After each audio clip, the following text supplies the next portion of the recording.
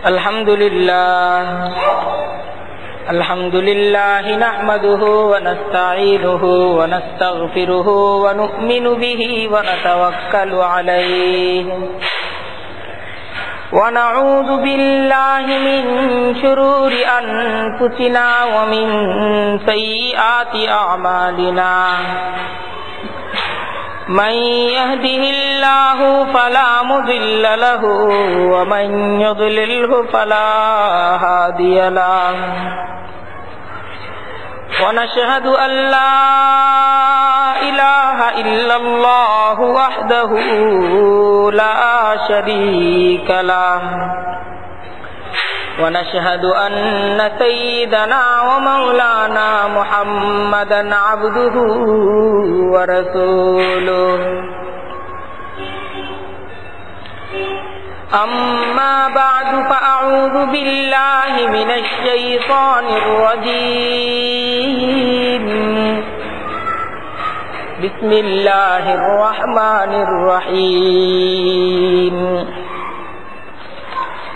إن الذين يحبون أن تشيع الفاحشة في الذين آمنوا لهم عذاب أليم في الدنيا والآخرة والله يعلم وأنتم لا تعلمون صدق الله العظيم وصدق رسوله النبي الكريم ونحن على ذلك من الشاهدين والشاكرين والحمد لله رب العالمين سبحانك لا علم لنا إلا ما علمتنا إنك أنت العليم الحكيم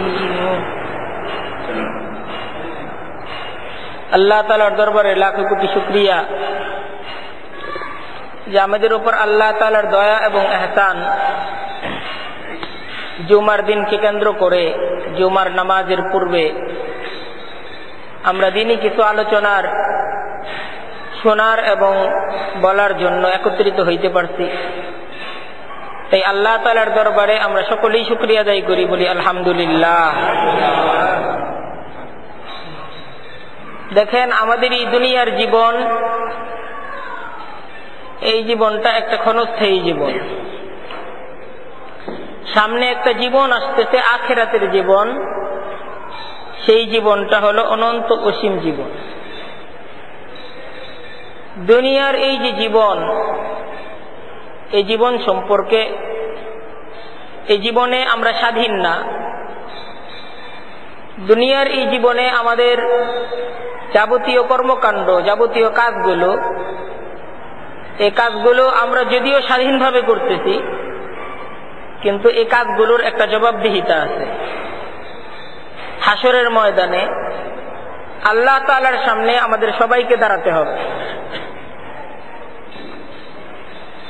এবং এই জীবন সম্পর্কে আমাদেরকে প্রশ্ন করা হবে আল্লাহ তাআলার দরবারে।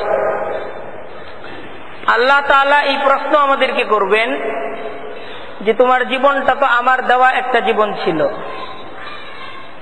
আমি যে জীবন তোমাদেরকে দিয়েছিলাম সেই জীবনটাকে তোমরা কি কাজে ব্যয় করছো, আমার কাছে হিসাব দাও। বিশেষ করে যৌবনের হিসাব হবে। যৌবনের চাকচিক্যের দিনগুলো, উৎসব আনন্দের দিনগুলো, যৌবনের আনন্দ এবং ফুর্তির দিনগুলো, এই দিনগুলোকে তুমি কিভাবে কাটাইছো, এর জবাব প্রত্যেকটা যুবককে, প্রত্যেকটা মানুষকে, যে যৌবনের নিয়ামত আল্লাহ তাআলার কাছে প্রাপ্ত হইছে, তার এই নিয়ামতের হিসাব আল্লাহ তাআলার দরবারে দিতে হবে। তাই আল্লাহ তাআলা যেহেতু এই যৌবনটা একজন মানুষকে দেওয়া আল্লাহ তাআলার অনেক বড় একটা নিয়ামত, এবং এই নিয়ামতের খুব কঠিনভাবে জবাবদিহিতা হবে, তাই আল্লাহ তাআলা বারবার এই মানুষদের কাছে আবেদন করছেন, এই মানুষদেরকে বারবার সতর্ক করছেন যে তোমরা তোমাদের যৌবনটাকে পবিত্র রাখো। যৌবনটাকে পবিত্র রাখার প্রতি খুব তাগিদ আল্লাহ তাআলা দিতেন। কুরআনে কারীমের মাঝে মহান রব্বুল আলামিন মুমিন বান্দা প্রত্যেকটা মানুষদেরকে লক্ষ্য করে আল্লাহ তাআলা হুকুম দিতেছেন, ওয়ালা তাকরাবুজ জিনা, ওয়ালা তাকরাবুজ জিনা। দেখো তোমরা জিনার নিকটবর্তীও হইও না, এর কাছেও যাও না। দেখেন আল্লাহ তাআলা কিন্তু এই হুকুম দেন নাই যে তোমরা জিনা কইরো না, বরং বলতেছেন এর কাছেও যাও না। যে জিনা করো না এটা হুকুম না, হুকুম হইল করা যাবে না তো যাবেই না, বরং তার বহু দূর থেকে ওই জিনিসটাকে এড়ায় যেতে হবে, তার আশেপাশেও যাওয়া যাবে না, তার কাছেও যাওয়া যাবে না। যে সমস্ত কাজগুলো জিনার দিকে ডাকে, জিনার দিকে আহ্বান করে, জিনার দিকে উৎসাহিত করে, যে সমস্ত দাওয়াতগুলো আল্লাহ তাআলার কুরআন হুকুম দিতেছে, ওই সমস্ত দাওয়াতগুলো তোমরা শুনো না, সেই দাওয়াতগুলো থেকে তোমরা নিজেদেরকে নিরাপদ দূরত্বে রাখো। হাদিসের মাঝে আছে আল্লাহ তাআলা হাসরের ময়দানে সেই হিসাবের দিনে আরশের নিচে একটা প্যান্ডেল করবেন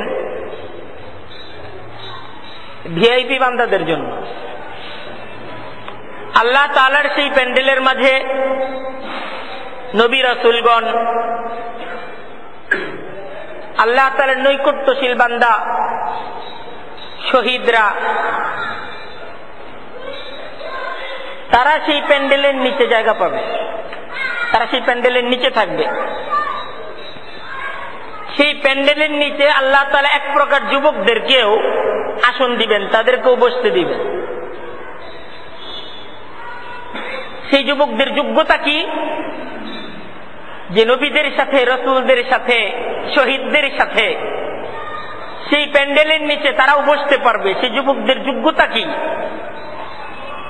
তাদের বংশ ভালো, তাদের সম্পদ ভালো, শিক্ষা দীক্ষা ভালো, এরকম কোন যোগ্যতার অধিকারী তারা না। তাদের যোগ্যতা হলো তারা তাদের যৌবনটাকে দাগমুক্ত রেখেছিল আল্লাহর ভয়ে। তারা তাদের যৌবনটাকে অন্যায়ের মাঝে জর্জরিত করে নাই, অন্যায়ের মাঝে লিপ্ত করে নাই। ওই সমস্ত যুবকদের ঠিকানা হবে হাসরের ময়দানে আরশের ছায়াতলে। আল্লাহ তাআলা আরশের ছায়ার নিচে সেই যুবকদেরকে থাকতে দিবেন, যেই দিন এই আরশের ছায়া ব্যতীত আর কোনো ছায়া থাকবে না।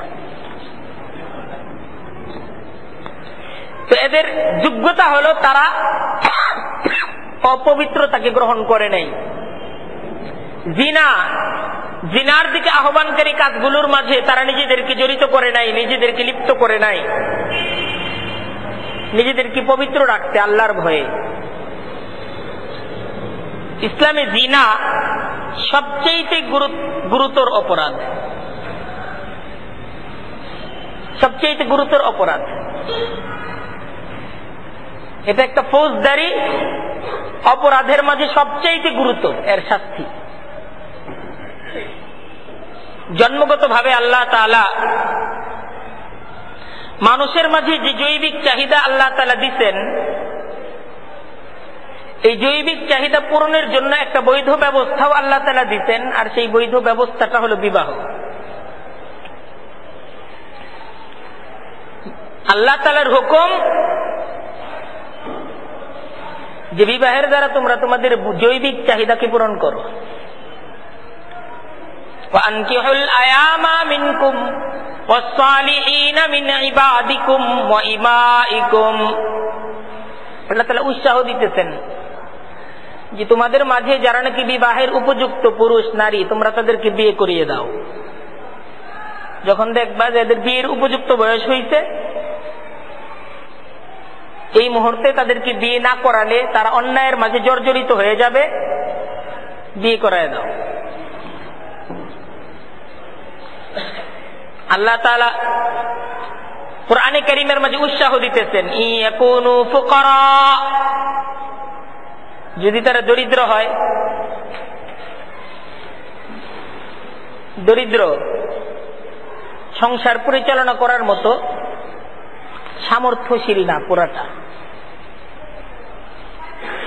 আল্লাহ তাআলা বলতেছেন ইউগনিহিমুল্লাহু মিন ফাযলিহি, আল্লাহ নিজ অনুগ্রহে তাদেরকে সচ্ছল করে দিবেন।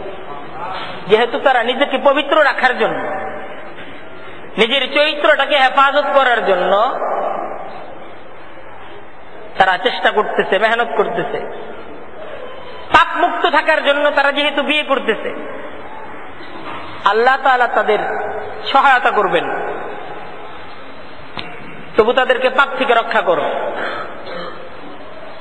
এই ইসলামে বিয়ে এটা জৈবিক চাহিদা পূরণের একটা বৈধ পদ্ধতি তাই না, বরং বিয়েটাকে ইবাদত হিসেবে গণ্য করা হয়েছে। বিয়েটা এটা ইবাদত, অনেকের জন্য ফরজ ইবাদত, অনেকের জন্য সুন্নত ইবাদত, অনেকের জন্য নফল ইবাদত। যে ব্যক্তি বিয়ে ব্যতীত তার নিজ চরিত্রকে হেফাজত করতে পারবে না, সে অন্যায় জর্জরিত হয়ে যাবে, তার জন্য বিয়েটা ফরজ, ফরজ ইবাদত। স্বাভাবিক অবস্থায় বিয়েটা সুন্নত। আর কারো যদি এই ধরনের অবস্থা হয়, তার জৈবিক চাহিদার মাত্রা কম, অন্যায়ের মাঝে জর্জরিত হয়ে যাওয়ার অবস্থা তার নাই, তার জন্য বিয়েটা একটা নফল ইবাদত। মোট কথা বিয়েটা ইবাদত। এই জৈবিক চাহিদা পূরণের বৈধ পদ্ধতি বিয়ে, বিয়ের প্রতি উৎসাহ প্রদান করা হয়েছে। নবী করিম সাল্লাল্লাহু আলাইহি ওয়াসাল্লাম হাদিসের মাঝে ইরশাদ করতেন, আন নিকাহু মিন সুন্নতি, বিয়েটা এটা আমার সুন্নত। অন্য আরেক হাদিসে নবী করিম সাল্লাল্লাহু আলাইহি ওয়াসাল্লাম ইরশাদ করেন, ফামান রাগিবা আন সুন্নতি ফালাইসা মিন্নি, যারা আমার সুন্নতের প্রতি বেপরোয়া, আমার সুন্নতটাকে গুরুত্ব দেয় না, সে আমার উম্মতের অন্তর্ভুক্তই না। তাহলে দেখেন বিয়েটা ইবাদত, জৈবিক চাহিদা পূরণের বৈধ পদ্ধতি। এর বিপরীতে আমাদের সমাজে ভালোবাসা নামে বিয়ে পূর্ব যুবক যুবতীর প্রেম এবং বন্ধুত্বের যে ছড়াছড়ি ইসলামী শরীয়তে, তা শুধু নিকৃষ্ট হারাম তাই না, বরং জঘন্যতর। এটা জঘন্যতর অপরাধ। যে পিতা মাতা নিজ সন্তান তাদেরকে এই অবৈধ মেলামেশার সুযোগ করে দেয়, হাদিসের মাঝে সেই সমস্ত পিতা মাতাদেরকে বলা হয়েছে দাইয়ুস। আর নবী করিম সাল্লাল্লাহু আলাইহি ওয়াসাল্লাম ইরশাদ করেন যে দাইয়ুস সে জান্নাতের ঘ্রাণও পাবে না। জিনাটা খুব মারাত্মক ধরনের অপরাধ, কারণ জিনার দ্বারা একজন মানুষ সে তার মনুষ্যত্ব হারিয়ে পশুতে পরিণত হয়। ইসলামী শরীয়তে জিনার দোষে দুষ্ট নারী পুরুষ এদের ব্যাপারে এই ফয়সালা দেওয়া হয়েছে, وحرم ذلك على المؤمنين। আল্লাহ তাআলা কোরআনে কারীমের মাঝে ইরশাদ করতেছেন যে পুরুষ জিনার দোষে দুষ্ট, যে জিনা করছে, যে নারী জিনার দোষে দুষ্ট, যে জিনা করছে, মুমিনদের জন্য, যারা আল্লাহকে বিশ্বাস করে, যারা আখিরাতে বিশ্বাস করে, এই ধরনের মুমিনদের জন্য জেনে বুঝে নিজ মেয়ে নিজ সন্তানদেরকে এই ধরনের জিনার দোষে দুষ্ট নারী পুরুষদের হাতে সুপুর্দ করা এটা হারাম। তুমি জানো যে অমুক ছেলেটা জিনার দোষে দুষ্ট, তোমার মেয়েকে তার হাতে সুপুর্দ করা ইসলামী শরীয়ত বলতেছে হারাম। তুমি জানো যে অমুক মেয়েটা জিনার দোষে দুষ্ট, তো তোমার ছেলেকে সেই মেয়ের সাথে বিবাহ বন্ধনে আবদ্ধ করিয়ে দেওয়া, তার সাথে বিয়ে দেওয়া, এটাকে ইসলামী শরীয়ত বলতেছে হারাম। ওয়াহুররিমা যালিকা আলাল মুমিনিন। আয-যানি লা ইয়ানকিহু ইল্লা যানিয়াতান আও মুশরিকা। একজন জিনাকারী পুরুষ তার বিয়ে হতে পারে আরেকজন জিনাকারী নারীর সাথে অথবা কোন বিধর্মী নারীর সাথে। ওয়ায-যানিয়াতু লা ইয়ানকিহুহা ইল্লা যানিন আও মুশরিক। আর যে নারী জিনার দ্বারা তার সতীত্বকে নষ্ট করেছে, তার পবিত্রতাকে নষ্ট করেছে, লা ইয়ানকিহু ইল্লা যানিন আও মুশরিক, তার বিয়ে হতে পারে একজন অপবিত্র জিনাকারী পুরুষ অথবা কোন বিধর্মীর সাথে। ওয়াহুররিমা যালিকা আলাল মুমিনিন। মুমিনদের জন্য এমন পুরুষ এমন নারীদেরকে বিয়ে করা হারাম। অর্থাৎ জিনাকারী পুরুষ নারী মুসলিম সমাজের সৎ গুণাবলীর অধিকারী লোকদের সাথে বিয়ের যোগ্যতাই হারায় ফেলে, বিয়ের যোগ্যতাটাই হারায় ফেলে। আজ বড় আফসোস, আমাদের সমাজের যুবক, আমাদের ভাই, আমাদের যারা বোন, অনেক বড় আফসোসের ব্যাপার যে ইসলাম বলতেছে যে সৎ গুণাবলীর পুরুষ এবং নারী তারা জিনাকারী পুরুষ নারীদেরকে বিয়ে করতেই পারে না, হারাম। আর আমাদের সমাজের আমাদের সন্তানদের, আমার ছোট বোন, আমার ছোট ভাই, এদের অবস্থা তো এরকম হয়ে গেছে যে তারা সদ্গুণাবলীর মুমিন মানুষদেরকে পছন্দই করে না।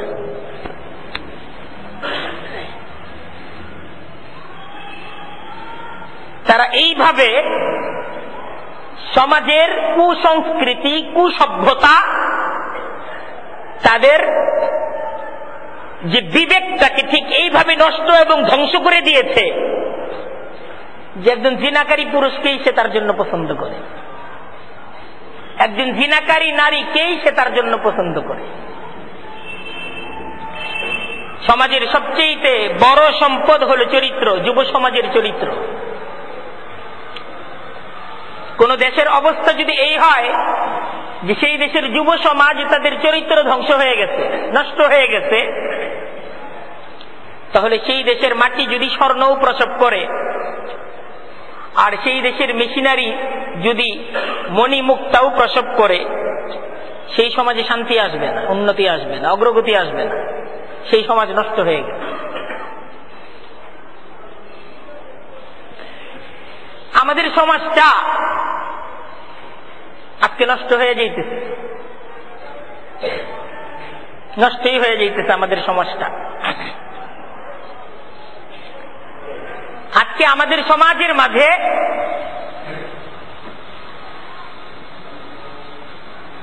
এই জিনার দোষে দুষ্ট এই সভ্যতাটা, এটা ঠিক এইভাবে ছড়ায় যাইতেছে। আমরা যদি আমাদের সমাজের অপরাধগুলো নিয়ে ভাবি, যে সমস্ত ক্রাইমগুলো আমাদের সমাজের মাঝে হয়, তাহলে দেখব যে শতকরা ৯৯% অপরাধ এটা আমাদের চরিত্রহীনতার বিষাক্ত ছোবল। এই সমস্ত অপরাধের প্রধান কারণ হলো চরিত্রহীনতা। যুব সম্প্রদায়, আমাদের যুবক যুবতীরা নষ্ট হয়ে গেছে, যার জন্য এই অপরাধগুলো সমাজের মাঝে ছড়াচ্ছে।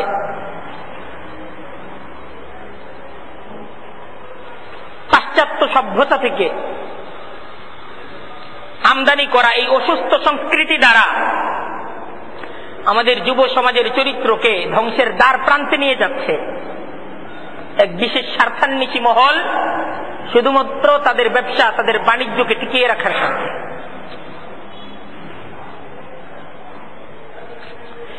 ইসলাম এটা শান্তির ধর্ম।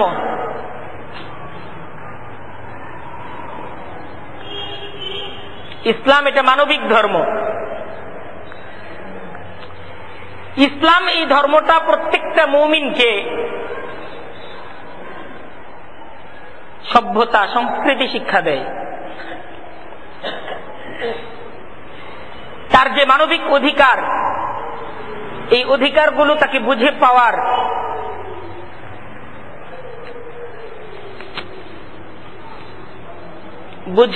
যে অধিকার, তাও ইসলাম দেয়। যে সারা জীবনের সঙ্গী হিসেবে আমি একজন মানুষকে গ্রহণ করব, এই জীবন সঙ্গী পছন্দ করার অধিকার ইসলাম একটা নারীকেও দেয়, একটা পুরুষকেও দেয়, সমানভাবেই দেয়। সেই ক্ষেত্রে ইসলামের সুস্পষ্ট নীতিমালা আছে যে একটা পুরুষ একটা জীবন সঙ্গী কিভাবে বাছাই করবে, একটা নারী তার জীবন সঙ্গী কিভাবে বাছাই করবে, কি কি বিষয় সে দেখবে, তার মতামত গ্রহণ। বিয়ের ক্ষেত্রে নারী এবং পুরুষ উভয়ের মতামত গ্রহণ, এটাকে ইসলাম বাধ্যতামূলক করছে।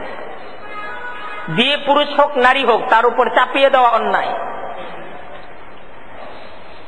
কিন্তু জীবন সঙ্গী গ্রহণের নামে স্বাধীন মেলামেশা, এটাকে ইসলাম নিষিদ্ধ করছে। এমনকি বিয়ের কথা পাকাপাকি হয়ে যাওয়ার পরও একান্তে চলা, ইসলাম এটাকে হারাম ঘোষণা করছে। আর বিয়ের পর মহাব্বতের সাথে স্বামী এবং স্ত্রী তাদের কথাবার্তা ইসলামী শরীয়তে এটা নফল ইবাদতের চাইতেও উত্তম।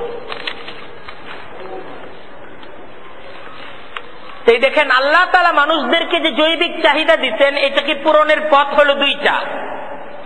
একটা হলো বৈধ পথ আর আরেকটা হলো অবৈধ পথ। জৈবিক চাহিদাকে পূরণের বৈধ পথ হলো বিবাহ, বিয়ের দ্বারা জৈবিক চাহিদাকে পূরণ করা। আর অন্যায়ভাবে জৈবিক চাহিদা পূরণের পদ্ধতি হলো বিয়ে বহির্ভূত যুবক যুবতীদের মেলামেশা। এই যে এই হুকুম, এই বৈধ অবৈধ জৈবিক চাহিদা পূরণের এই যে দুইটা পদ্ধতি, একটা হলো বৈধ পদ্ধতি আর আরেকটা হলো অবৈধ পদ্ধতি। এই বৈধ পদ্ধতিটা কার দেওয়া? আল্লাহর দেওয়া। এই বিধানটা আল্লাহর দেওয়া বিধান। আল্লাহ তাআলা এই বিধানটা মানুষদেরকে দিচ্ছেন যেন তার দুনিয়ার জীবনটা শান্তিময় হয়, যেন তার আখিরাতটাও সুন্দর হয়। এটা আল্লাহর অনেক বড় দয়া। আল্লাহ তাআলা জানেন একজন মানুষের অতীতকে জানেন, তার বর্তমানকে জানেন, তার ভবিষ্যৎকে জানেন। কিভাবে চললে তার ভবিষ্যৎ সুন্দর হবে, সুন্দর জীবন, সুখী জীবন, স্বপ্নের জীবন তারা পাবে, এইটা নির্ণয় একজন মানুষ করতে পারে না, কারণ সে ভবিষ্যৎ জানে না। ভবিষ্যৎ জানেন কে? আল্লাহ। তাই আল্লাহ তাআলা বিধান দিচ্ছেন যে এই বিধান অনুযায়ী তুমি তোমার জীবনকে গড়ো, তোমার জীবন সুন্দর হবে, দুনিয়ার জীবনও সুন্দর হবে, আর আখিরাতের জীবন তো সুন্দর হবেই, কারণ আমার হুকুম মানার ঠিকানা জান্নাত। আর আল্লাহর হুকুমের বিরোধিতা, এটা একজন মানুষের দুনিয়ার জীবনটাকেও নষ্ট করে দেয়, আখিরাতটাও নষ্ট করে দেয়।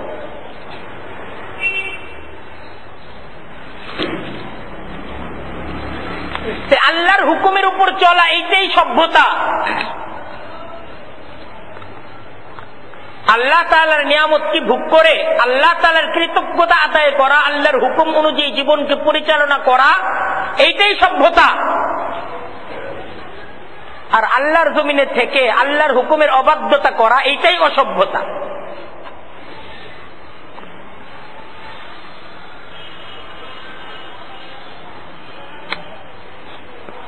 কুরআনে কারীমের মাঝে মহান রব্বুল আলামিন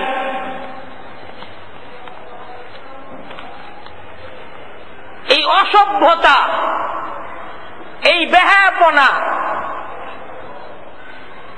এটার কঠোর শাস্তির আলোচনা আল্লাহ তাআলা কুরআনে কারীমের মাঝে করতেছেন। বিয়েটা এটা হলো মনুশক্তির জীবন। আল্লাহ তাআলা মানুষদেরকে সৃষ্টির সেরা হিসেবে সৃষ্টি করছেন। সমস্ত সৃষ্টির উপর আল্লাহ তাআলা মানুষদেরকে শ্রেষ্ঠত্ব দিতেন।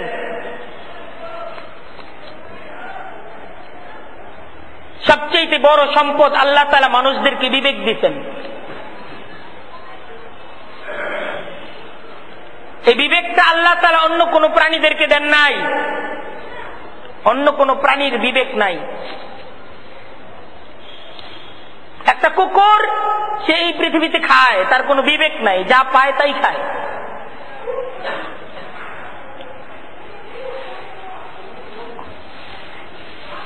একটা প্রাণী গরু, একটা প্রাণী উট, একটা প্রাণী ঘোড়া, এই যে এই সমস্ত প্রাণীগুলো এই পৃথিবীর মাঝে অজস্র প্রাণীগুলো বিচরণশীল, এরা যা পায় তাই খায়। এদের মুখের সামনে যা কিছু উপস্থিত করা হয় তাতেই তারা মুখ দেয়। কিন্তু একটা মানুষের জীবনটা এমন না। মানুষের শ্রেষ্ঠত্ব ঠিক এই জায়গায় যে মানুষ যা কিছু তার সামনে আসে তাতেই সে মুখ দেন। মানুষ চিন্তা করে তার বিবেক দ্বারা, ন্যায় অন্যায়ের চিন্তা করে, হালাল হারামের চিন্তা করে, ভালো খারাপের চিন্তা করে। এই চিন্তাটা মানুষ করে, তারপর সে মুখ দেয়। এটাই মানুষের শ্রেষ্ঠত্ব। কিন্তু কোন মানুষ যদি এরকম হয়ে যায় যে সে ন্যায় অন্যায়ের চিন্তা করে না, বৈধ অবৈধের চিন্তা করে না, কোন মানুষ যদি এরকম হয়ে যায় হালাল হারামের চিন্তা করে না, পাক নাপাকের চিন্তা করে না, তাহলে সেই মানুষটা আর একটা পশুর মাঝে কোনো তফাৎ নেই। আল্লাহ তাআলা কোরআনে কারীমের মাঝে বলতেছেন, মানুষ হলো দুই প্রকার। এক প্রকার মানুষ হলো ন্যায় অন্যায় চিন্তা করে, এক প্রকার মানুষ হলো বৈধ অবৈধ চিন্তা করে, এক প্রকার মানুষ হলো আল্লাহর হুকুম চিন্তা করে, এক প্রকার মানুষ হলো পাক নাপাক চিন্তা করে, আর আরেক প্রকার মানুষ পাক নাপাক চিন্তা করে না, বৈধ অবৈধ চিন্তা করে না, আল্লাহর হুকুম চিন্তা করে না, নিজ খেয়াল খুশির চিন্তা করে, নিজ মন মতো প্রত্যেকটা কাজকে সে সম্পাদন করে। এই দুই ধরনের মানুষ কোনোভাবেই সমান হতে পারে না, সমান হতে পারে না। আফানাজালুল মুসলিমিনা কাল মুজরিমিন, আফানাজালুল মুসলিমিনা কাল মুজরিমিন।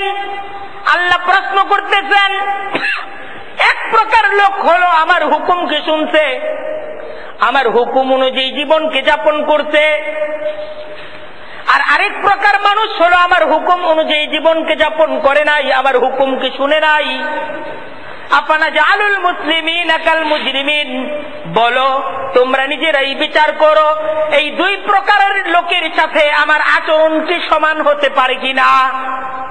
আল্লাহ বলতেছেন, এই দুই প্রকারের মানুষের সাথে আমি এক ধরনের আচরণ করব, এটা কি হইতে পারে? বলতেছেন এটা হইতে পারে না। আফামান কানা আলা বাইয়িনাতিন মির রাব্বিহি, যে ব্যক্তি আল্লাহর তরফ থেকে যে সুস্পষ্ট নির্দেশনা এসেছে, আল্লাহর দেওয়া হুকুম অনুযায়ী সে তার জীবনকে যাপন করেছে, কামান যুয়িনা লাহু সুউ আমালিহি ওয়াত্তাবাউ আহওয়াআহুম, এই মানুষটা কি সেই মানুষ সের মতো যেই মানুষটা তার মন্দ কর্মকে চালিয়ে যাচ্ছে আর তাকে সে ভালো মনে করতেছে, আর সে তার খেয়াল খুশির অনুসরণ করে জীবনকে যাপন করতেছে। এই দুই ধরনের মানুষ কি সমান হতে পারে? আল্লাহ জিজ্ঞাসা করতেছেন। এই দুই ধরনের মানুষ সমান না। একজন আমার হুকুম মানে আর আরেকজন আমার হুকুম মানে না। একজন বৈধ পদ্ধতিতে জীবনকে যাপন করে আর আরেকজন অবৈধ পথ, সেই পথে সে তার চাহিদাগুলোকে, সে তার ইচ্ছাগুলোকে পূরণ করে। এই দুই মানুষ সমান না, এই দুইটা মানুষ সমান না। ইন্নাল্লাহা ইউদখিলুল লাযীনা আমানু ওয়া আমিলুস সালিহাত, যেই মানুষগুলো আমার হুকুম অনুযায়ী চলে, আল্লাহ বলতেছেন ইন্নাল্লাহ, নিশ্চয়ই আল্লাহ, ইউদখিলুল লাযীনা আমানু ওয়া আমিলুস সালিহাত, যে মানুষগুলো আল্লাহকে বিশ্বাস করে, আল্লাহর হুকুম অনুযায়ী যারা তাদের জীবনকে যাপন করে, আল্লাহ অবশ্যই তাদেরকে প্রবেশ করাবেন জান্নাতিন, এমন জান্নাতের মাঝে, তাজরি মিন তাহতিহাল আনহার, যে জান্নাতের তলদেশে নহরগুলো প্রবাহিত থাকবে। ওয়াল্লাযীনা কাফারু, আর যারা আল্লাহর হুকুমকে মানে না, আল্লাহর হুকুম অনুযায়ী যারা তাদের জীবনকে যাপন করে না, ইয়াতামাত্তাউনা ওয়া ইয়াকুলুনা, তারা দুনিয়াটাকে ভোগ করে চলে, দুনিয়ার মাঝে তারা খায়, কামা তাকুলুল আনআম, চতুষ্পদ জন্তুগুলো যেমন ভাবে খায়। চতুষ্পদ জন্তুগুলো, এদের জন্য বৈধ অবৈধ নাই, পাক না পাক নাই, ভালো খারাপ নাই, হালাল হারাম নাই। ঠিক এরকম ভাবে যে মানুষগুলো চতুষ্পদ জন্তুর মতো দুনিয়াটাকে ভোগ করতে চায়, বৈধ অবৈধ বুঝতে চায় না, হালাল হারাম বুঝতে চায় না, আল্লাহর হুকুমকে যারা বুঝতে চায় না, আল্লাহর হুকুমগুলোকে যারা অস্বীকার করে চলে, আল্লাহ বলতেছেন তাদের ঠিকানা কোথায় হওয়া চাই? জান্নাতে? না, তাদের ঠিকানা জান্নাতে হবে না। ওয়ান্নারু মাতওয়াল লাহুম, তাদের জন্য ঠিকানা হলো জাহান্নাম, তাদের জন্য ঠিকানা জাহান্নাম। আর জান্নাত আর জাহান্নাম কি এক? জান্নাত আর জাহান্নাম কি এক? এক না। তাই আল্লাহ তাআলা এখন জান্নাতের কিছু উদাহরণ দিচ্ছেন, যে আমার জান্নাতটা এরকম আর জাহান্নামটা এরকম। এখন জান্নাতের দৃষ্টান্ত আর জাহান্নামের দৃষ্টান্ত দেখো, তারপর নিজেরা বিচার করো জান্নাত আর জাহান্নাম এক কিনা। মাসালুল জান্নাহ আল্লাতী বুইদাল মুত্তাকুন, যারা তাকওয়ার জীবনকে অবলম্বন করবে তাদেরকে আমি জান্নাত দিব। আর সেই জান্নাতটা কেমন? সেই জান্নাতটা কেমন? মাসালুল জান্নাতিল্লাতী বুইদাল মুত্তাকুন ফিহা আনহারুম মিন মাইন গায়রি আসিন, সেই জান্নাতটা তো ঠিক এমন হবে, সেই জান্নাতের মাঝে বহু বহু ঝর্ণা ধারা থাকবে। ফিহা আনহারুম মিন মাইন গায়রি আসিন, এর মাঝে জান্নাতে এক প্রকার ঝর্ণা হবে, স্বচ্ছ পানির ঝর্ণা। মিন মাইন গায়রি আসিন, স্বচ্ছ পানির ঝর্ণা, পানিগুলো স্বচ্ছ হবে, সে পানিগুলোর মাঝে পানিগুলো ঘোলা হবে না, পানিগুলো একদম স্বচ্ছ থাকবে, কাচের মতো স্বচ্ছ থাকবে। তো পানিগুলোই ঠিক এরকম রূপালী হবে যে জান্নাতি যখন এই পানির দিকে তাকাবে এবং এই পানির যে উত্তাল তরঙ্গ এবং সুন্দর ঢেউ, পানির এই ঢেউগুলোতেই তার মন জুড়িয়ে যাবে। আল্লাহ তাআলা বলতেছেন ওয়া আনহারুম মিন লাবান, আল্লাহ বলতেছেন শুধু স্বচ্ছ পানির ঝর্ণা থাকবে জান্নাতের মাঝে তো তাই না। ওয়া আনহারুম মিন লাবান, সেই জান্নাতের মাঝে থাকবে দুধের ঝর্ণা। ওয়া আনহারুম মিন লাবান, দুধের ঝর্ণা।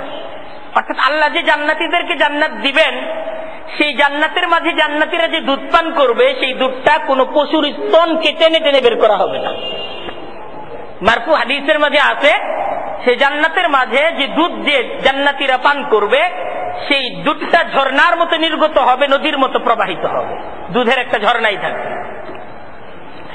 আনহারুম মিন লাবান লাম ইয়াতাগায়্যার তা'আমুহু, আর এই দুধগুলো হবে ঠিক এই ধরনের প্রক্রিয়া জাত, এটা কোনো অবস্থাতে বাসি হবে না, এবং তার স্বাদ এটা নষ্ট হবে না, সবসময় ফ্রেশ এবং তৃপ্তিকর স্বাদ সেই দুধের মাঝে পাওয়া যাবে। ওয়া আনহারুম মিন খামরিন লাযযাতিন লিশ-শারিবিন, এটা একটা দুধের নহর, আলাদা পানির নহর। তো এই জান্নাতের মাঝে ঠিক এরকম শরাবের নহর থাকবে, বিভিন্ন জুসের নহর থাকবে, আমের জুস, আঙ্গুরের জুস। তো এই জুস, বিভিন্ন ধরনের ফলের যে শরবত, এই শরবত গুলোর নহর থাকবে। দুনিয়ার মাঝে বিভিন্ন ফলের শরবত, যে মদ যে তৈরি করা হয়, তো এইসব যে তৈরি করা হয় বিভিন্ন ফলকে পচায় তারপর তৈরি করা হয়।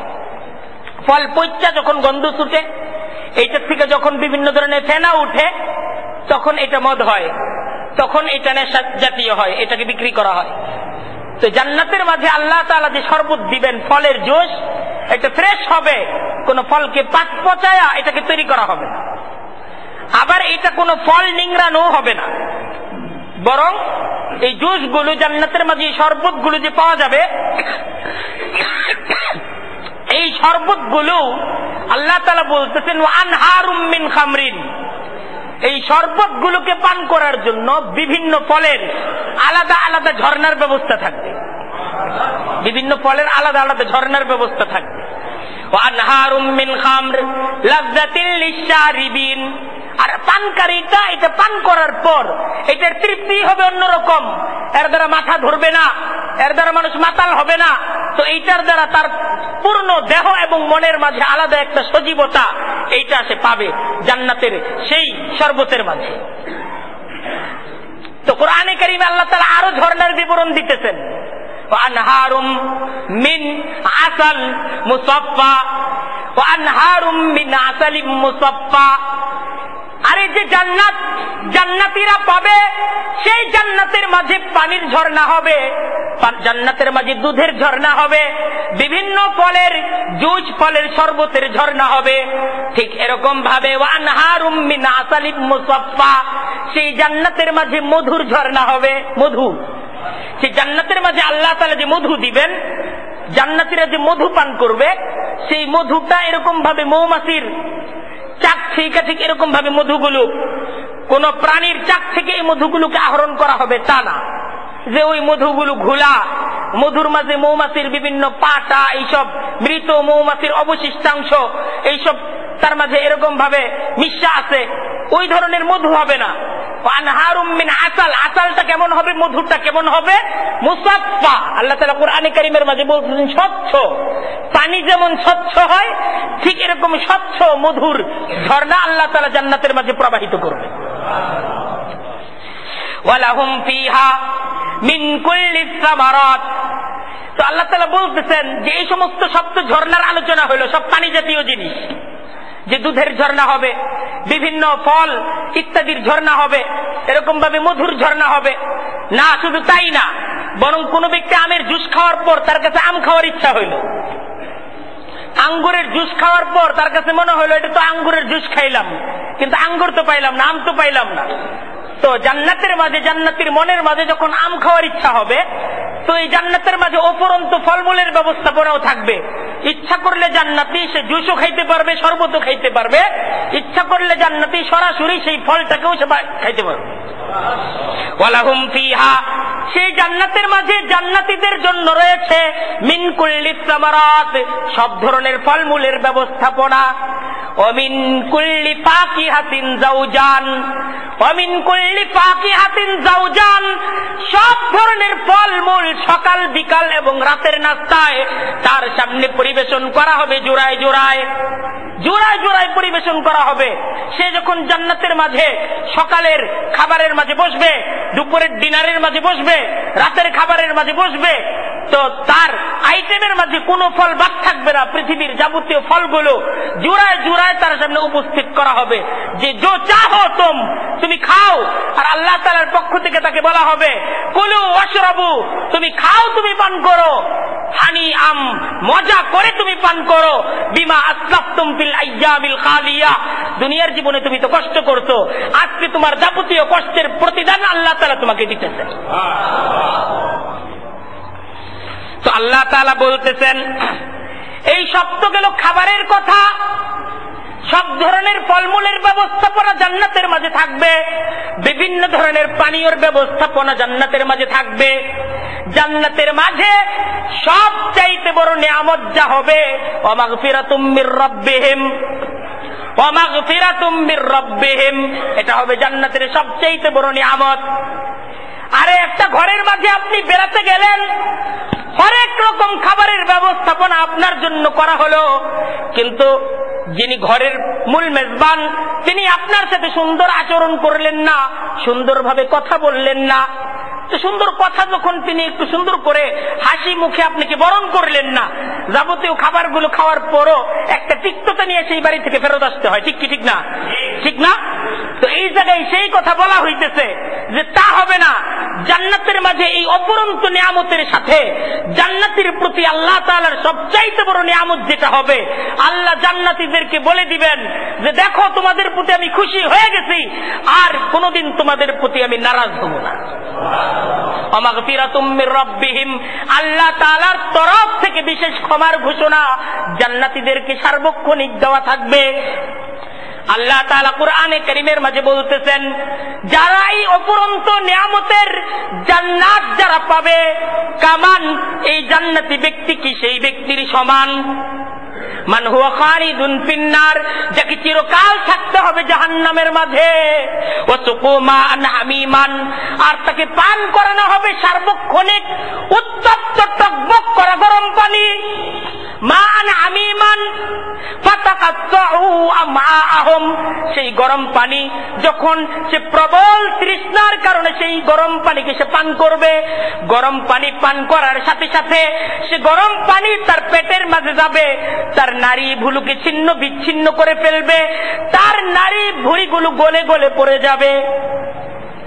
কামান হুয়া খালিদুন ফিন্নার, যে চিরকাল থাকবে জাহান্নামে, ওয়াসুকু মাআন হামিমা, উত্তপ্ত গরম পানি তাকে পান করানো হবে, ফাতাকাত্তা আমআআহুম, আর সেই উত্তপ্ত গরম পানি তার পেটের যাবতীয় নারী ভুঁড়িগুলোকে ছিন্ন বিচ্ছিন্ন করে গলিয়ে দেবে।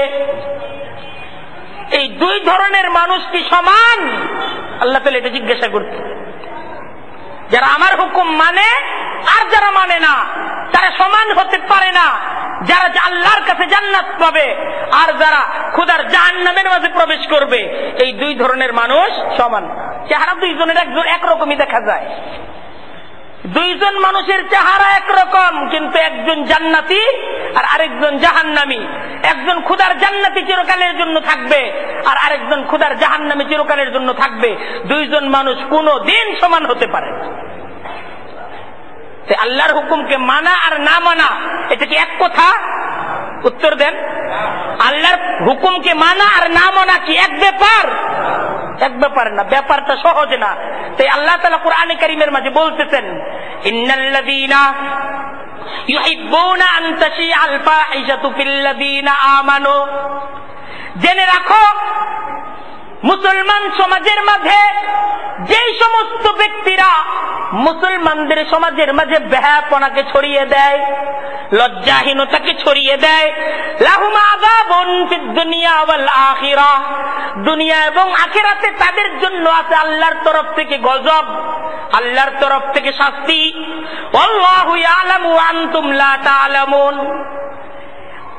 মুসলমানদের পবিত্রতম সমাজের মাঝে যারা মুসলমান সমাজের যুব সম্প্রদায়ের চরিত্রকে ধ্বংস করার জন্য অসুস্থ সংস্কৃতিগুলো এই সমাজের মাঝে ছড়িয়ে দিতে চায়, তারা গুরুতর অপরাধী। আল্লাহু ইয়ালাম, তাদের অপরাধটা ছোট অপরাধ না, এটা গুরুতর অপরাধ। আল্লাহ জানেন, আর তোমরা তো জানো না যে এই অপরাধটা কতটুকু গুরুতর। এই অপরাধ তো তার ঠিকানা জাহান্নামের মাঝে নির্ধারিত করে দিচ্ছে। সে তো অপরাধ জগতে পাড়া দিচ্ছে তাই না, সে তো জাহান্নামের কিনারায় চলে গেছে, জাহান্নামের মাঝে সে নিজেকে নিক্ষেপ করতেছে। সেই দেখেন আল্লাহ তাআলার অনেক বড় দয়া আমাদের উপর, যে আল্লাহ তাআলা শয়তানের এই যে ধোঁকা, চরিত্রহীনতার দিকে শয়তানের যে আহ্বান, এই আহ্বান থেকে আল্লাহ তাআলা আমাদেরকে বাঁচার পথ বলে দিচ্ছেন। যে শয়তান অন্যায়ের পথে তোমাদেরকে ডাকবে, জিনার দিকে তোমাদেরকে ডাকবে, চরিত্রহীনতার দিকে তোমাদেরকে ডাকবে, কিন্তু তোমরা সাবধান থাকবে, তোমরা সাবধান থাকবে। আল্লাহ তাআলা কুরআনে কারীমের মাঝে আমাদেরকে বলতেছেন, নবী করিম সাল্লাল্লাহু আলাইহি ওয়াসাল্লামকে আল্লাহ তাআলা হুকুম দিতেছেন, আপনি মুসলমান সমাজের যুবকদেরকে হুকুম দিন, মুসলমান সমাজের পুরুষদেরকে হুকুম দিন, মুসলমান সমাজের নারীদেরকে হুকুম দিন, ওয়াকুল লিল মুমিনিনা, হে নবী আপনি হুকুম দিন মুসলমান পুরুষদেরকে হুকুম দিন, ওয়াকুল লিল মুমিনাত, হে নবী আপনি হুকুম দিন মুসলমান নারীদেরকে আপনি হুকুম দিন, ইয়াকুদ্দু মিন আবসারিহিম, তারা যেন তাদের দৃষ্টিকে নত করে রাখে।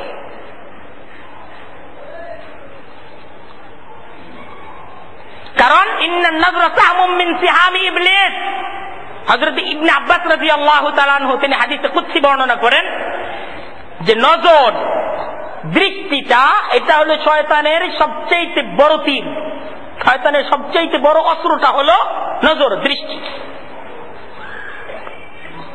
যে নাকি তার দৃষ্টিকে নত রাখে ইবলিসের তীরের আঘাত থেকে সে নিজেকে রক্ষা করে বলা হয়েছে। কারণ এই নজর দ্বারা অন্তরের ক্যাবলাটাই পরিবর্তন হয়ে যায়। দৃষ্টি দ্বারা একজন মানুষের যে অন্তরের ক্যাবলা, এই ক্যাবলাটা কি হয়ে যায়? পরিবর্তন হয়ে যায়। আল্লাহ তাআলা মানুষের হৃদয়ে যে ভালোবাসার শক্তি দিতেন, মুমিনের কাজ হলো এই শক্তির দ্বারা সর্বপ্রথম তার বিবেক দ্বারা তার এই ভালোবাসার শক্তিটাকে, এই শক্তির দ্বারা আল্লাহ এবং আল্লাহর রাসূলের ভালোবাসাকে অর্জন করার মেহনত করা। এটা হলো 1 নম্বর দায়িত্ব। কোরআনে কারীমের মাঝে আল্লাহ তাআলা ইরশাদ করেন, ওয়াল্লাযীনা আমানু আশাদ্দু হুব্বাল লিল্লাহ, যারা ঈমান আনে এদের সবচেয়ে বেশি মহব্বত কার সাথে হয়? আল্লাহর সাথে হয়। আর আল্লাহর সাথে মহব্বতের অর্থ হলো আল্লাহর হুকুম মতো চলা। আর নবীর সাথে মহব্বত করা, নবীর সাথে মহব্বতের অর্থ কি? নবী বলেন, মান আহাব্বা সুন্নতি ফাকাদ আহাব্বানি, যে আমার সুন্নতকে ভালোবাসে সে আসলে আমাকে ভালোবাসে। আমাকে ভালোবাসার অর্থ হলো আমার সুন্নতকে ভালোবাসা। ওমান আহাব্বানি কানা মাই ফিল জান্নাহ, আর যে আমাকে মহব্বত করবে সে জান্নাতে আমার সাথে থাকবে। নবী করিম সাল্লাল্লাহু আলাইহি ওয়াসাল্লাম ইরশাদ করতেছেন, আল্লাহর হুকুম পিতামাতাকে ভালোবাসো। নবী করিম সাল্লাল্লাহু আলাইহি ওয়াসাল্লাম বলেন, ধ্বংস হোক সে, ওই লোক ধ্বংস হয়ে যাক, ওই লোক ধ্বংস হয়ে যাক যে তার পিতামাতাকে বৃদ্ধ অবস্থায় পাইল কিন্তু তাদের খেদমত করে নিজেকে জান্নাতের অধিকারী করতে পারল না। এই মহাব্বত ঈমান, এই মহাব্বত ঈমানের দাবি। মহাব্বত আল্লাহ তাআলার দেওয়া শক্তি। পিতামাতাকে ভালোবাসো, স্ত্রীকে ভালোবাসো, স্ত্রীকে ভালোবাসে। নবী করিম সাল্লাল্লাহু আলাইহি ওয়াসাল্লাম হাদিসের মাঝে ইরশাদ করেন যে স্বামী যে স্ত্রীকে মহব্বত করে যে লুকমাটা তার মুখে তুলে দেয়, প্রত্যেকটা লুকমা তার মুখে তুলে দেওয়ার বিনিময়ে সে এক একটা সদকা করার সব তার আমলনামায় পাবে। ভালোবাসো, তোমার স্ত্রীকে ভালোবাসো, এটা ইবাদত। স্ত্রীকে ভালোবাসা ইবাদত, স্ত্রীকে ভালোবাসা ইবাদত। এটা শুধু ভালোবাসা না, এটা ইবাদত। স্ত্রীকে ভালোবাসার প্রত্যেকটা পলকে, প্রত্যেকটা কথায়, প্রত্যেকটা আচরণে আমল নামার মাঝে নেকি লেখা হয়। আমল নামার মাঝে শুধু নেকি লেখা হইতে থাকে। তোমার সন্তানকে ভালোবাসো। নবী করিম সাল্লাল্লাহু আলাইহি ওয়াসাল্লাম সন্তানের সাথে মহব্বত ছিল। নবী বলেন, ফাতেমা আমার কলিজার টুকরা, কেউ যদি তাকে কষ্ট দেয় আমাকেই কষ্ট দেওয়া হবে। সন্তানের সাথে নবীর মহব্বত ছিল। সেই মহব্বত তুমি তোমার সন্তানের সাথে করো। আল্লাহকে ভালোবাসো, বৈধ ভালোবাসা। নবীকে ভালোবাসো, বৈধ ভালোবাসা। পিতামাতাকে ভালোবাসো, বৈধ ভালোবাসা। সন্তানকে ভালোবাসো, বৈধ ভালোবাসা।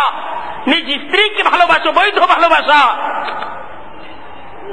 আর এই বৈধ ভালোবাসার দ্বারা যখন একজন তার জীবনকে গড়ে, তার জীবন হয় সুন্দর, জীবন হয় স্বপ্নীল। ভাই বোন, সন্তান, স্ত্রী, বাবা মা সবাইকে নিয়ে তাদের জীবনটা হয় কি একটা সুন্দর জীবন।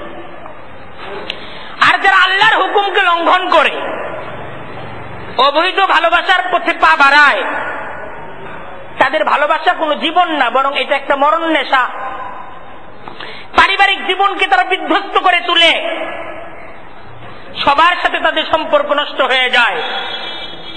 এই অবৈধ ভালোবাসার পথে যারা পা বাড়ায়, পিতামাতার সাথে তাদের সম্পর্ক নষ্ট হয়, ভাই বোনদের সাথে তাদের সম্পর্ক নষ্ট হয়। এমনকি অবৈধ ভালোবাসা এটা আজকে আমাদের সংবাদপত্রগুলোই এর জ্বলন্ত সাক্ষী। আমাদের সমাজ আজকে তার জ্বলন্ত সাক্ষী যে অবৈধ ভালোবাসা এইটা আজকে ঠিক এই ধরনের ফলাফল আমাদের সমাজকে দিচ্ছে। মা নিজ হাতে তার সন্তানকে মেরে ফেলছে, মায়ের হাতে, মমতাময়ী মায়ের হাতে তার সন্তান খুন হইতেছে, স্বামী খুন হইতেছে, স্বামীর হাতে স্ত্রী খুন হইতেছে, ঘরে ঘরে নারী নির্যাতন, ঘরের স্ত্রীকে জুলুম করে অন্যের স্ত্রী নিয়ে আজকে সমাজের কিছু দুষ্ট প্রকৃতির লোকেরা এরা ঘোরাফেরা করতেছে। এই সমস্ত কিছু হলো এই অবৈধ ভালোবাসার প্রোডাকশন এই সমাজের মধ্যে। এটা একটা ভয়াবহ অসুস্থ জীবন। তাই এই অসুস্থ জীবন থেকে আমাদের যুব সম্প্রদায়কে রক্ষা করা, আমাদের সমাজকে রক্ষা করা সচেতন অভিভাবকদের জন্য এটা ফরজ, এটা ফরজে আইন। যুবক ভাইদেরকে বিশেষভাবে বলবো, যুবক ভাইদের যারা অভিভাবক তাদেরকে বিশেষভাবে তাদেরকে আবেদন থাকবে যে এই পথ ভয়াবহ পথ। এই পথে যুবক তার লেখাপড়া ধ্বংস হয়, এই পথে যুবক তার চরিত্র ধ্বংস হয়। আজ যুবক সে এই নষ্ট একটা মেয়ের তাকে যোগ্য মনে করে তার ভালোবাসায়, এই নষ্ট মেয়ের পিছনে আরো 5 যুবকের সাথে যে প্রতিযোগিতার মাঝে লিপ্ত, এই যুবক যদি এই নষ্ট মেয়ের পিছনে না ঘুরে সে তার লেখাপড়া নিয়ে ভাবত, সে তার ক্যারিয়ারকে গঠন করত, তাহলে এর চাইতে আরো উঁচু সমাজের সম্মানিত নারী সে তাকে তার জীবন সঙ্গী হিসেবে পাইত। আজকে আমাদের সমাজের যারা আমাদের বোন তাদেরকে বিষয়টা খুব জটিল ভাবে ভাবা দরকার। আজকে এক ফটকাবাজ যুবককে নিজের জন্য যোগ্য মনে করে তারা আজকে তার জন্য নিজের সমস্ত কিছুকে বিলিয়ে দিচ্ছে, নিজের লেখাপড়াকে নষ্ট করতেছে, নিজের ক্যারিয়ারকে নষ্ট করতেছে। অথচ এই ফটকাবাজ যুবক তার সতীত্বকে হরণ করে তার থেকে হারিয়ে যাবে। সেই নিজের সবচাইতে বড় সম্পদ নিজ সতীত্বকে হারানোর আগে নিজের ভাবা দরকার যে আমি কার কাছে আমার সতীত্বটাকে বিলিয়ে দিচ্ছি। সেই প্রেমের নামে, ভালোবাসার নামে আজকে জীবন ধ্বংসের ষড়যন্ত্র চলতেছে। অসংখ্য যুবকদের জীবনকে ধ্বংস করে দেওয়া হচ্ছে। আজকে যুবকদের উচিত ছিল যোগ্যতা অর্জন করা। তারা যদি যোগ্যতা অর্জন করত, উপযুক্ত পাত্র পাত্রী অবশ্যই তারা পাইত।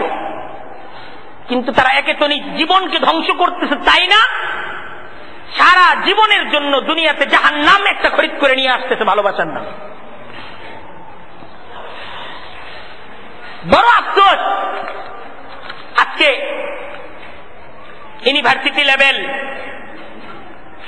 আমাদের যুব সম্প্রদায়, আমাদের তরুণ তরুণী যুবক যুবতীরা কোথায় তাদের ক্লাস, কোথায় তাদের লেকচার, কোথায় শিক্ষা দীক্ষা, এই সমস্ত কিছুকে জলাঞ্জলি দিয়ে একটা বড় অংশ আজ ধ্বংসপ্রাপ্ত। মুসলিম জাতি হিসেবে আজকে আমরা আমাদেরকে পরিচয় দিব, এটা মুসলমানদের জন্য, আমাদের দেশের জন্য, মুসলমান সমাজের জন্য সবচাইতে বড় অপমান।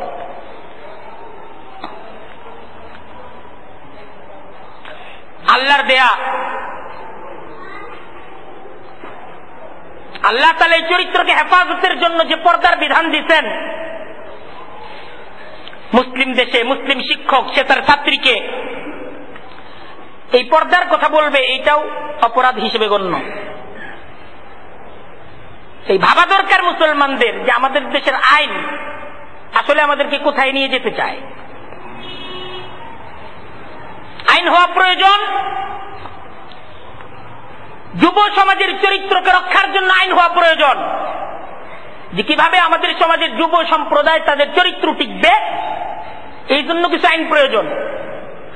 কিন্তু আজকে যুব সম্প্রদায়ের আইন চরিত্র যেন নষ্ট হয়, চরিত্র নষ্টের জন্য আইন হচ্ছে বাবা তার মেয়েকে, শিক্ষক তার ছাত্রীকে বলতে পারবে না যে তুমি পর্দা করো, তুমি বুরকা পরো, এটা বলাটা এটা অপরাধ। মুসলিম দেশে মুসলিম সন্তানদের চরিত্র রক্ষায় অসুস্থ সংস্কৃতির প্রোডাকশন বিশ্ব ভালোবাসা দিবস 31st নাইট,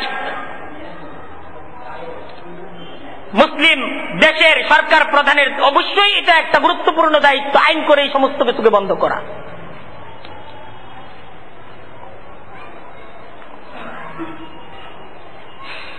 কিন্তু আজকে যা হচ্ছে, জাতীয় এবং আন্তর্জাতিকভাবে চরিত্র নষ্টের জন্য আহ্বান চলছে, কিন্তু এই সমস্ত আহ্বানের পিছনে, এই সমস্ত আহ্বান চলছে, চলবে, কিন্তু এই সমস্ত কিছুর পরেও আমরা যারা মুসলমান, আমরা যারা খোদার জাহান্নাম থেকে বাঁচতে চাই, আমাদেরকে কিন্তু এই সমস্ত কিছুর পরেও নিজেদেরকে সতর্ক হইতে হবে, নিজ সন্তান রক্ষার ফিকিরটা নিজেদেরকে করতে হবে। যে আমরা কি শয়তানের আহ্বান, শয়তানের ডাকে সাড়া দিয়ে জাহান্নাম খরিদ করব, না শয়তানের সমস্ত ডাক চার দিক থেকে হবে? সামনের দিক থেকে শয়তান ডাকবে, পিছন দিক থেকে শয়তান ডাকবে, চার দিক থেকে শয়তান ডাকবে। আমি নিচের দিকে তাকিয়ে ভাববো যে আমি কবরে যাব, এই ফিকিরটা আমরা করব, এই সিদ্ধান্ত আমাদেরকে গ্রহণ করতে হবে যে ঈমান আমাকে রক্ষা করতে হবে, চরিত্র আমাকে রক্ষা করতে হবে। সবাই ডাকছে আমাকে, কিন্তু খোদার দরবারে যখন আমি জবাব দিব, তখন সবাই বলবে যে আমরা তো তোমাকে ডাকছিলাম, আসছো তো তুমি, আমরা তো জোর করে তোমাকে আনি নাই। এই কথাটা সবাই বলবে। তাই মুসলমান সমাজের কাছে বিশেষ আবদার, বিশেষ অনুরোধ যে আমরা নিজেরা নিজেদের চরিত্রকে হেফাজত করি, নিজ সন্তানের চরিত্রকে হেফাজত করি। আমরা শয়তানের দাওয়াতের মোকাবেলায় আল্লাহর কোরআনের দাওয়াতটাকে ঘরে ঘরে ছড়িয়ে দেই। আমরা সকলেই এই দাওয়াতটাকে ছড়িয়ে দেওয়ার জন্য ইনশাআল্লাহ রাজি আছি না? এই যে সামনে বিশ্ব ভালোবাসা দিবস আসতেছে, আগামী সপ্তাহে এই ব্যাপারে আলোচনা হবে। সকলের কাছে আবদার, নিজ সন্তানকে এই ভয়াবহ, এই চরিত্র নষ্টের এই সংস্কৃতি থেকে হেফাজত করেন, নিজেকে হেফাজত করেন। এই ডাক শয়তানের ডাক, এই ডাক যারা প্রচার করতেছে, যারা এই ডাকের সাথে মিলতেছে, এরা সব শয়তান। এই ডাক শয়তানের ডাক, এই ডাক যারা শুনবে, শয়তানের সাথে তাদের ঠিকানা জাহান্নাম। তাই আমাদের নিজেদেরকে রক্ষা করতে হবে। এই ডাক নিশ্চুপ হয়ে শুনলে আর কানকে বন্ধ করে রাখা, এটাও মুসলমানের কাজ না। মুসলমানের কাজ হলো তার ঈমানটাকে বলে এই ডাকের বিপরীতে প্রতিরোধ গড়ে তোলা। আমরা ইনশাআল্লাহ প্রতিরোধ গড়ে তুলতে রাজি আছি না? ঘরে ঘরে দুর্গ গড়ে তুলতে হবে নিজ সন্তানদের পিছনে। এদেরকে বুঝাইতে হবে এই ডাক শয়তানের ডাক। বাবা তুই জাহান্নামের দিকে যাইস না, তুই জান্নাতের দিকে আয়। এটা আমরা বুঝাইতে পারবো না? আল্লাহ তাআলা আমাদেরকে তৌফিক দান করুন।